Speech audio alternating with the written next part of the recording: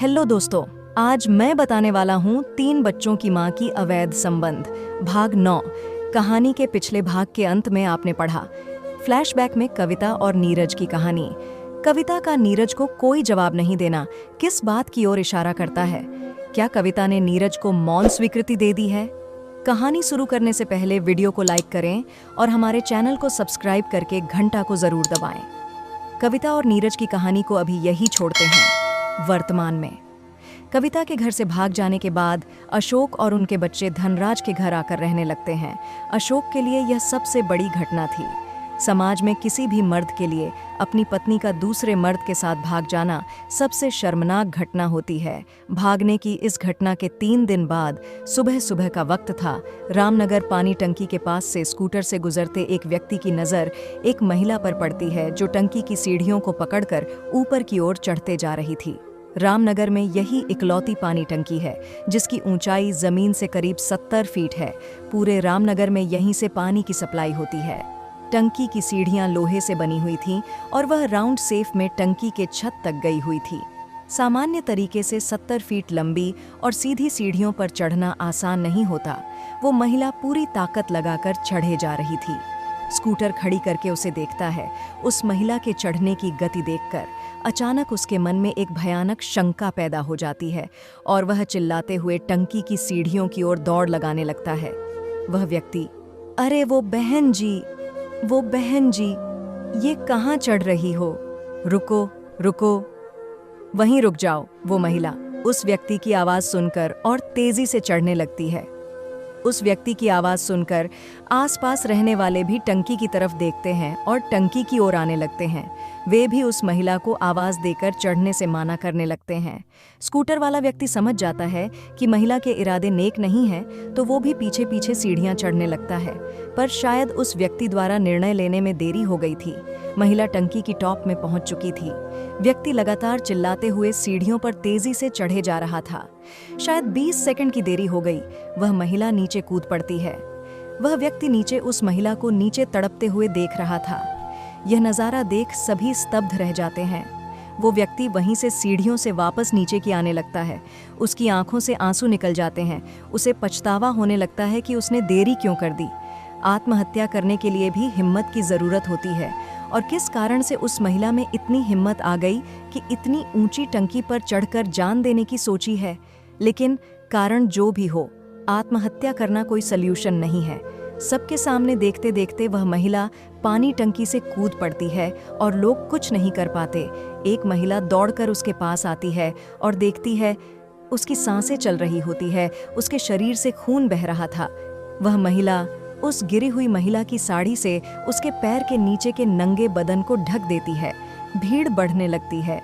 उस भीड़ से एक युवक उस महिला को पहचान जाता है और चिल्लाकर कहता है, अरे ये तो सरोज भाभी है, नीरज की बीवी। कहते हुए उस भीड़ से निकलकर नीरज के घर की ओर दौड़ लगा देता है।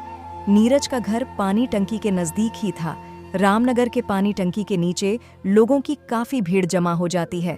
सरोज नीचे घायल अवस्था में पड़ी हुई थी। कुछ महिलाएं उसे पानी पिलाने की कोशिश कर रही थीं, पर सरोज बेहोश हो चुकी थी। लोग आपस में चर्चा करने लगते हैं। स्कूटर वाला व्यक्ति, जो प्रत्यक्षदर्शी था और सरोज को बचाना चाह रहा था, वह सारी बातें विस्तार से बताकर रोते हुए कहता है, मेरे सामने कूद गई बेचारी, मैं कुछ नहीं कर पाया। उसे रोते देख कुछ महिलाएं भी रोने लगती हैं। एक दूसरी महिला, जो सरोज को जानती है, उसने कहा, बेचारी सरोज एकदम सीधी औरत है, पति के कारनामों के कारण मरने की सोची होगी। कल ही मुझे पता चला है कि इसका पति नीरज कविता को लेकर भाग गया। इसे तो कम से कम अपने बच्चों के बारे में सोचना था। ऐसा करने की क्या जरूरत थी? नीरज और कविता के भागने की खबर कल सुबह से ही लोगों को मिलनी शुरू हो गई थी और आज यह घटना हो गई। तभी सायरन की आवाज के साथ एम्बुलेंस आ जाती है। शायद किसी ने फोन कर दिया था। एम्बुलेंस से एक नर्स और 2 वार्ड बॉय निकलकर सरोज के पास आ जाते हैं। उसी समय एक पुलिस जीप भी आकर रुकती है। एक महिला कांस्टेबल फटाफट आकर सरोज को देखती है। भीड़ में खड़े लोगों से उसका नाम पूछती हैं। महिला कांस्टेबल नर्स को जल्दी अस्पताल ले जाने के लिए कहती हैं। सरोज बेहोश हो चुकी थी, उसकी सांसें चल रही थीं। नर्स ने वहां खड़े 2 महिलाओं को बुला लेती है। तीनों मिलकर सरोज को संभालते हुए स्ट्रेचर में लेटा देती है। वार्ड बॉय स्ट्रेचर को उठाकर एम्बुलेंस में चढ़ा देते हैं और एम्बुलेंस निकल पड़ती है। महिला पुलिस इंस्पेक्टर के पास आकर बताती है, सर, इस महिला का नाम सरोज है। इसका पति किसी औरत को लेकर भाग गया है, इसलिए शायद आत्महत्या करने का प्रयास की होगी। अभी वो जिंदा है। पुलिस ने सरोज के केस को धारा 306 के तहत मामला दर्ज करने के लिए केस की तहकीकात और लोगों के बयान दर्ज करना शुरू कर देती है। पुलिस वाले घटनास्थल का मुआयना करते हैं। टंकी पर चढ़ने वाली सीढ़ियों के नज़दीक पूजा की थाली, अगरबत्ती, केला और माचिस पड़ी हुई थी। उसे पुलिस अपने कब्जे में कर लेती है। पुलिस वाले लोगों से पूछताछ कर रहे थे, तभी नीरज के सास ससुर और माता पिता रोते हुए पहुंच जाते हैं। जब उन्हें पता चलता है कि सरोज को अस्पताल लेकर गए हैं, तो वे वहां बिना रुके अस्पताल की ओर निकल पड़ते हैं।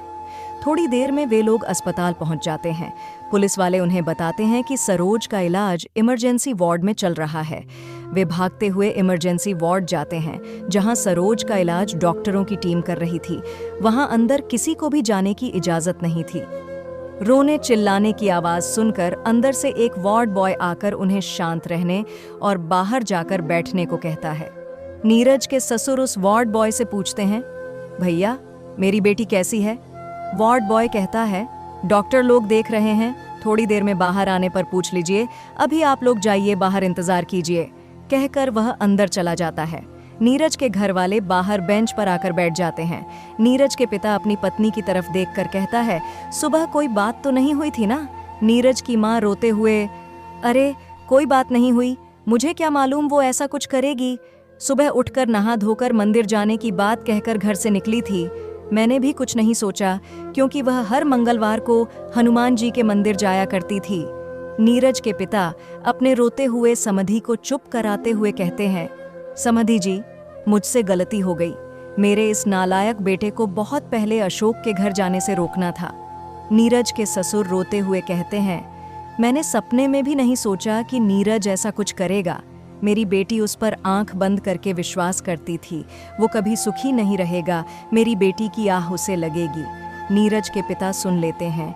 उनके आंखों से आंसू बहने लगते हैं। बेटे के कारण आज ये दिन देखना पड़ रहा है। वह अपने मन में कहता है, बेचारी सरोज यहाँ जीने मरने के दौर से गुजर रही है और मेरा नालायक बेटा उस हरामजादी कविता के साथ मौज मस्ती कर रहा है। चारों बैठकर बातें करते हुए डॉक्टर का इंतजार कर रहे थे। बहुत देर हो चुकी थी। मन ही मन उन्हें सरोज को कुछ ना हो जाने का डर भी सता रहा था। करीब 3 घंटे के लंबे इंतजार के बाद 2 डॉक्टर और एक नर्स वार्ड से बाहर आते दिखाई देते हैं। इस कहानी का भाग 10 नेक्स्ट वीडियो में देखने को मिलेगा। दोस्तों, कृपया कमेंट करना ना भूलें और अगर आपने मुझे सब्सक्राइब नहीं किए हैं तो चैनल को सब्सक्राइब जरूर कर लें। धन्यवाद।